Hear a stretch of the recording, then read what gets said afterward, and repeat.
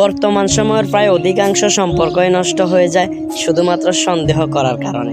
আমাদের প্রিয় মানুষগুলো আমাদের সন্দেহ করাটাকে ভালোবাসা মনেই করে না। অথচ হুমায়ুন ফরিদী স্যার সন্দেহ নিয়ে কত সুন্দর একটা লেখা লিখেছিলেন। হুমায়ুন ফরিদী স্যারের লেখাটা ছিল অনেকটা এরকম, যে মানুষটা আপনাকে সবচেয়ে বেশি সন্দেহ করে ওই মানুষটা আপনাকে সবচেয়ে বেশি ভালোবাসে, কারণ ওই মানুষটা আপনাকে হারাতে চায় না, ওই জন্যই সে আপনাকে সন্দেহ করে। বিল গেটস সন্দেহ নিয়ে খুব সুন্দর একটা ছন্দ বলেছিলেন।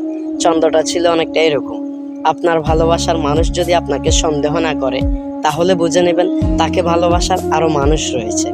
সন্দেহ, ঝগড়া, রাগ, অভিমান, ছোট ছোট বিষয়গুলোর কারণে বর্তমান সময়ের অধিকাংশ সম্পর্কই নষ্ট হয়ে যায়। অথচ পাশের মানুষটা এটাই বোঝে না, সন্দেহ, রাগ, অভিমান, ঝগড়া যে সম্পর্কের মধ্যে নেই সেখানে ভালোবাসাই থাকে না। ভালো থাকুক পৃথিবীর সকল ভালোবাসাগুলো।